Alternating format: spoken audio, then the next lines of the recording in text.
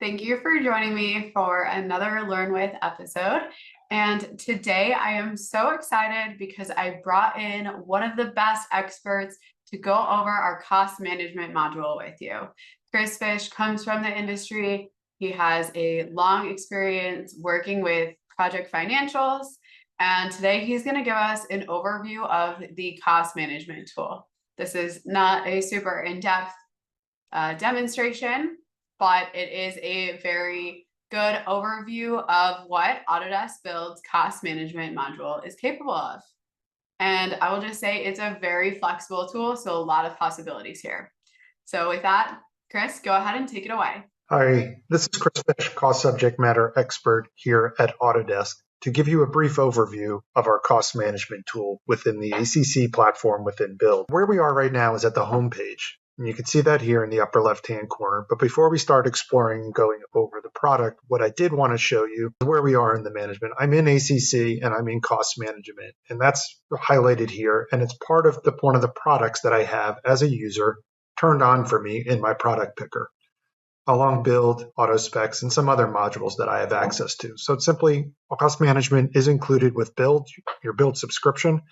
So it's no additional cost. It's just a matter of configuring it and turning it on and giving access to the users that would be using it. The modules for cost management, once you're in cost management and in a project, if you're a user and have multiple projects, they're in your drop-down list. Simply navigate or type in the name. The modules for cost management are down your left-hand side. The home page is where I am now. Your budget module will be where we bring in a budget, also maintain all those upstream or revenue side activities like a prime contract and the ability to send payment applications to your clients. Cost will be all of your subcontracts, purchase orders, payment applications from those subs and vendors. Also the ability to pull in or collect any other project direct costs. Think things like payroll and expense reports. Change order is exactly that, full change order management from the inception of a potential change or a change event, getting quotes from subs, and then ultimately presenting them to clients and also getting change orders into the hands of the subs so they can amend their contracts. The last module really that happens and is impacted in the day-to-day of cost management is our forecast tool. The ability to project out those budget and cost sides of your project, bring in actuals, put cash flow curves on your projections, and then pull in those actuals so that we can compare what your plan was to how you're actually doing on the job. The remaining 4 modules are files, which is docs, which is foundational to the entire platform. So no matter which of the modules you previously saw in the product picker, they will be sitting on top of docs, and it is the foundation of the platform. Reports will be any reports that I run for this specific project. So I do have a reports creator in my reports module. I can also create reports within the UI, but in either instance of how I create those reports, they are all gathered here. They can be saved as templates, and your templates can even be scheduled to run on periodic intervals, such as weekly or monthly, and be emailed to certain members of the team. Members would be who has access to the cost management on this project, and settings will be where any configurations are done to your cost management environment. Think approval workflows, think managing your document templates, configuring naming conventions, changing your cost sheet and adding customization, custom fields or attributes to your different cost flow processes. So as you go through, we'll go through this rather quickly, but I just want to point out, your home screen is a high-level landing place to understand what's happening on your job. If there are dates due where you're tracking dates on any of your cost activities, these little dots will project out where things are happening. In this case, I have a cost payment application due. Ball in court for any of your custom workflow approvals, response due trackers with hyperlinks directly into those responses that may be overdue or upcoming, and breakdowns of your budget codes. This 1% to total, this one original to where they're forecasting. The budget module and typical layout and cost is to click on the module, and you usually have multiple tabs within each module. In this case, I have my budget where I bring in my original budget, starting place for your project. Budget codes is key to the entire system.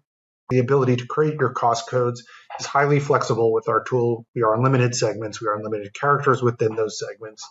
So really what that means for our customers is that whatever their cost code structure today is, or whatever they're using in their ERP accounting system, we will be able to duplicate and mirror that exact same WBS code.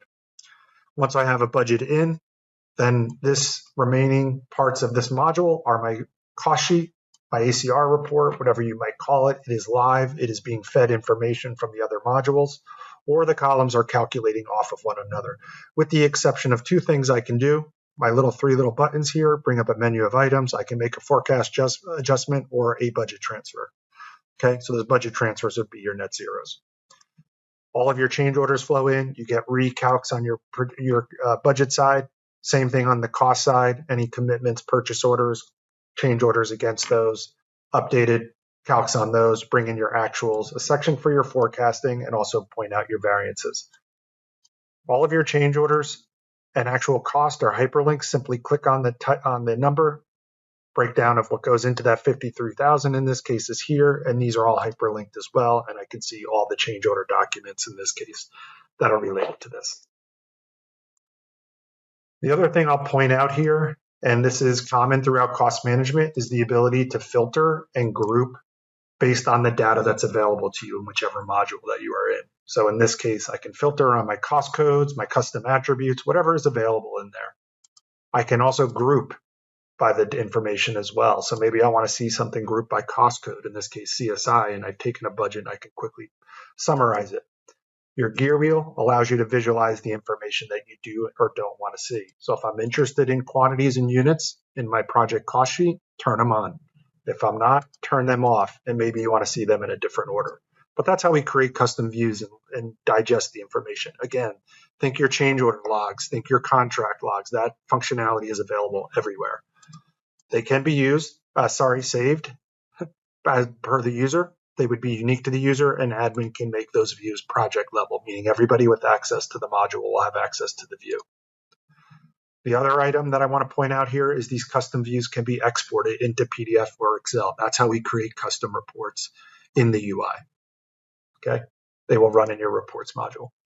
The last two tabs here is your main contract, where you can hold a prime contract with your clients, have an SOV against that contract that can be very unique and customizable, and also the ability to do payment applications to your clients. G702, G703 format. We have the ability to generate those documents in your flyout window. This is common functionality. Click on a title, flyout window comes up. But I can actually create a physical copy of this, a pay app, but think contracts, purchase orders, change order documents as well.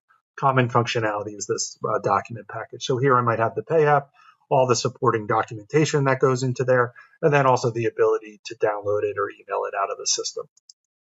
Okay. Moving over to cost, this is where we will contract cost or make commitments, contracts, purchase orders, etc. The ability to tie it to budget codes, also to create a rich schedule of values, also have approval workflows over any of these processes to make sure they get approved right in accordance with the way you need those documents to be approved, whether it's dollar values or types of contracts, or when you're in change orders, percentage of the change order dollar to the overall contract, things like that. So you can create all those custom workflows in your settings. The payment application module is the exact opposite of what we saw on the budget side. These are payment applications from your subcontractors. Same functionality is here. Click on the flyout window, G702, G703, look and feel, complete by work, completed dollars or percent. Also, you can flip it to a quantity and unit view if you are dealing with those types of contracts. The last module in your cost module is what we have labeled as expense. You can think of these as project direct costs. Anything not payment application related or contract or PO related. Typically, these are integrations coming in from a company's ERP system because of things like payroll, expense reports that usually have their own processes there. If we can have an integration to anybody's accounting system, we can integrate this data over along with any of the other miscellaneous invoices that might be processed. Water for the site, somebody ran to the Home Depot. All of that would be collected here. So between your expense tab and your payment application tab, you have a complete picture of what your actual costs are on your job. Moving down to change orders, full change order suite from inception of a potential change order all the way through to your owner change order and ultimately down to your subcontractors with the supplier change order. But everything does need to start with a potential change order. And you can either, with the right permission, create a potential change order from scratch, or If I am a PM in the field and I am working on an RFI, maybe an issue, I can create or reference an existing potential change order from Build, the field side of the software. One of the many places we leverage the unified platform within cost and making references to the field. Okay, so in this case, I have a link to this RFI. That RFI has a link to my PCO. We have the ability to add, you need to add cost items. Cost items are simply the budget codes that are impacted by the change. Because those budget codes may be residing on contracts or purchase orders, the system automatically knows what vendors could be impacted by this change. Going through the rest of the process, these cost items could be sent for quotes to the suppliers to get pricing. You always have the ability to make the first estimate on your change orders in your estimate fields over here on the right-hand side.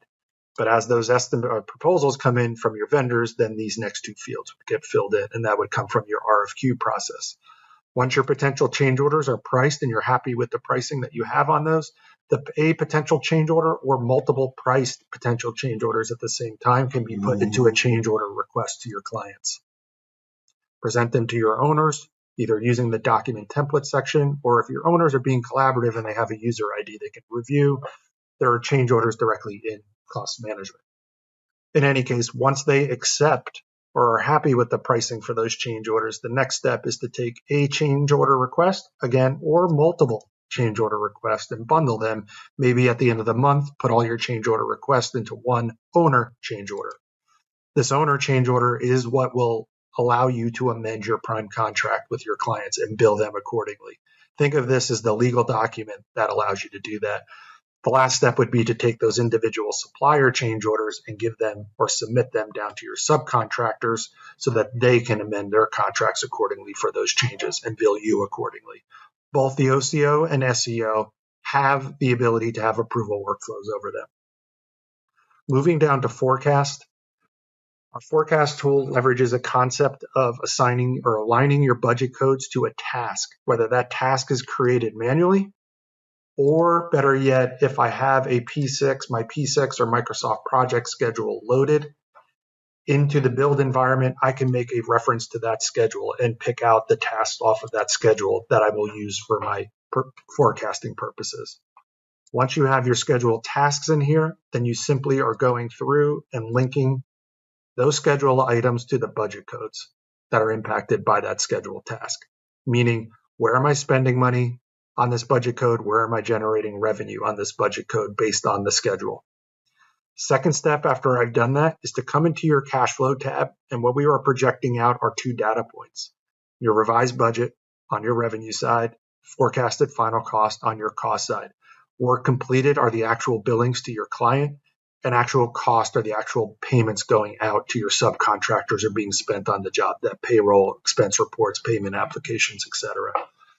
In order to put a cash flow curve on it, you dig into the flyout window and you will come to your budget codes. I'm going to clear a distribution. Let me not do that one. Let me come down here to something that's not labor, clear the distribution on my traffic barriers, and then I'm going to redistribute it. My dates come from my schedule, which can be modified or amended. My cash flow curves available are two S curves, front and rear load, typical being a bell curve, linear being a straight line curve. And I'll assign a typical curve or a bell curve to this budget item. So now based on the dollar value of my site hoarding or my traffic barriers and the dates from my schedule and the formula of that cash flow projection, the system will automatically give me a forecast. If I ever need to dig into the background or do reforecast, simply click on your flyout window button, come down here, and what you will have the ability to do is to either massage those curves or to do reforecasting as the project lives on. If I come back here, once I have that data, I can also visualize it in a graphical format, simply by clicking on my charts button. So again, looking at a projection of what you should be pulling in from a revenue perspective, what you're paying out each month, and then what those actuals are each month, so that you can make the right actions dependent on that data. A couple other things I want to point out before we close shop here. Your settings are very robust. Our cost management tool is the most configurable tool that we have in the platform, and most of that is done through the settings. Things like being able to put in your custom budget format, your WBS that we talked about when we first started. Maybe adding custom columns to your cost sheet and doing your own formulas on your cost sheet to collect data that you need to collect, right? Making those custom attributes, doing those custom workflow approvals, owning your own documents.